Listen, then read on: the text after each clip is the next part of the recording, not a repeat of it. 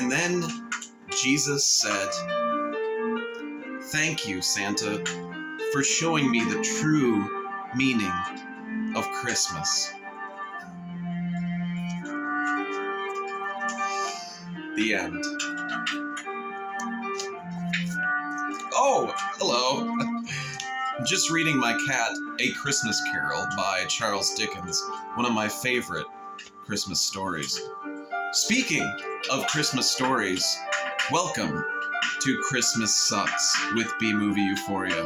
I'm Nick, and today's special Christmas story is a little movie called Christmas in Wonderland.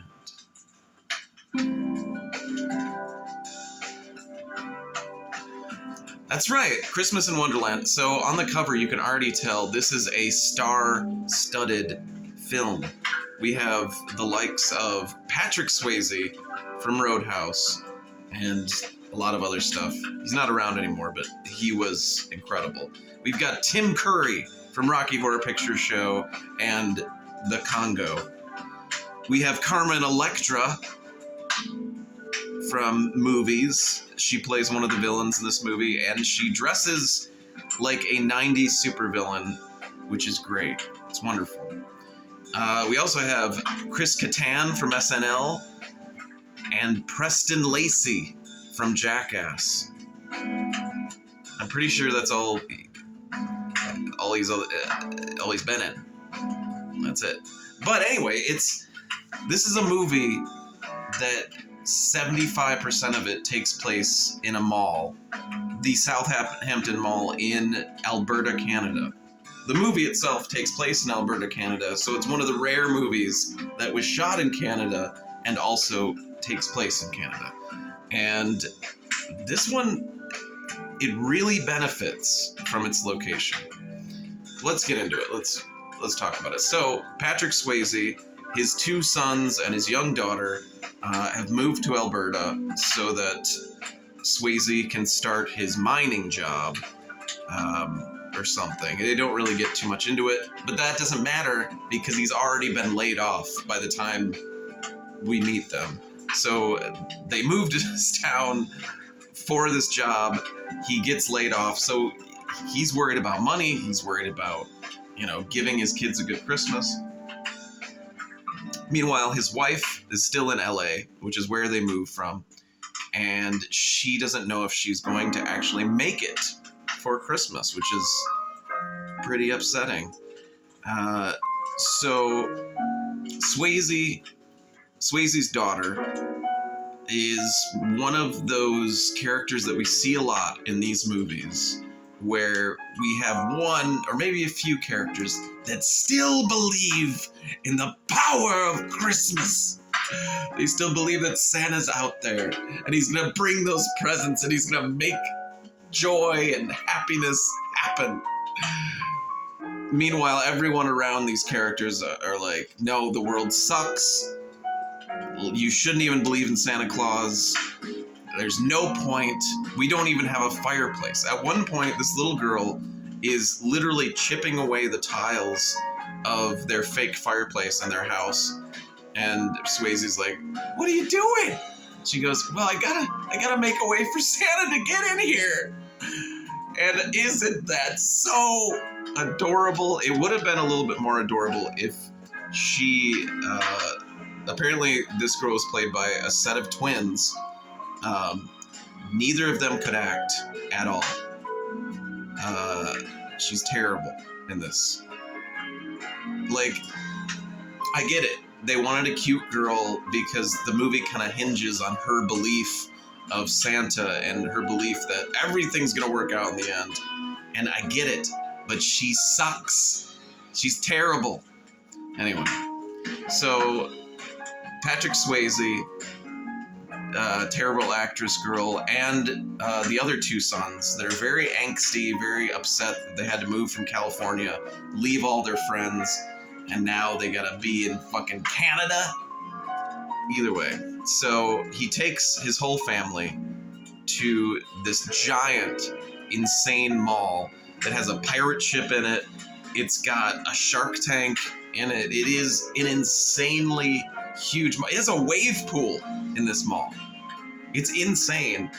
And so they go to this mall and, like, I'm sorry, okay. I get that the kids are mad that they moved away from California, but they are in one of the most incredible malls I have ever seen. Like, you know, get into it a little bit. So basically, Swayze goes to the oldest, the most angsty preteen boy, and he's like, all right, I need you to watch the other kids while I go and buy Christmas presents. Of course, the kid doesn't want to do that because he wants to go to the wave pool and check out this hot blonde in a bikini. And so, getting distracted, the other two, the boy and the girl, wander off, and they're basically just wandering around, doing their own thing. The young boy brings his sister to Santa Claus. And the mall Santa Claus is very kind and very sweet. And we will see him a lot in this movie, because this is a magical movie. It is beautiful. Anyway, so she talks to Santa, and he's like, what would you like, little girl? And she asks for $1 million. Anyway, so Santa's like, holy shit, why do you need that much money? And her reasoning is, I want my dad to be financially secure so we can be a happy family. So it's, you know, it's a cute reason why she wants $1 million, but still, it's kind of like, yay, capitalism! Ugh. Anyway, so the boy and the girl wander off and go ice skating. Meanwhile, we get Chris Kattan and Preston Lacey talking somewhere above them in a food court, talking about how they're meeting up with this girl, Ginger, played by Carmen Electra. We never really figure out what their whole deal is, the villains of this movie. They're just villains. They have a lot of counterfeit money, which they're going to give to Ginger for... I don't know. We don't know. We never find out. But that sack of counterfeit money falls off of their table and falls straight down to the ice rink where the little girl and the younger brother are skating. And the little girl's like immediately like, holy shit, Santa has just answered my prayers. We now have all the money we could want. And then instead of like trying to go find their dad or trying to find a parent or an adult, these kids go on a fucking shopping spree, like insane, throughout the mall. They go to like every store, they buy toys, they buy like motorbikes, they're riding around. They just go on the most insane shopping spree adventure that any kid could want. And the movie starts to get fun at that point. You're getting into it. You're excited that these kids can like do whatever they want. Meanwhile, somebody's found out that counterfeit money is being spread around the mall, and our detective here, he has a really dumb Irish name, maybe Scottish, and he matches it with a very hilarious accent. He's great in this. Tim Curry is wonderful in this as the inspector from the Royal Canadian Mounted Police that is there, and he can smell counterfeit money. He knows where it is and everything. His thing in this movie is he's constantly getting everyone's name wrong. And that is the running joke, is he's constantly calling people different names. And wow, it's so funny. It's really funny. It's not all, I'm not being all sarcastic, because a different actor would have made this unbearable. The same joke, just being played over and over again. Oh, I forgot your name. I don't know your name. It doesn't matter. Tim Curry made this very enjoyable and very funny. And even though he was doing very little, he's awesome in this movie. He's very, very good. So the kids are going on a shopping spree. Somehow they trace it back to Patrick Swayze's, the family's house, because they buy like a scooter and they send it to their house. They trace it back to him. And so Tim Curry has Swayze arrested, and then for the rest of the movie, Swayze is in an interrogation room, basically being grilled by Tim Curry and being called like 5 different names. Either way, so Swayze's getting interrogated. These two are chasing after the kids because they know the kids have the money. Tim Curry's goons are also chasing after somebody. They never really are very effective.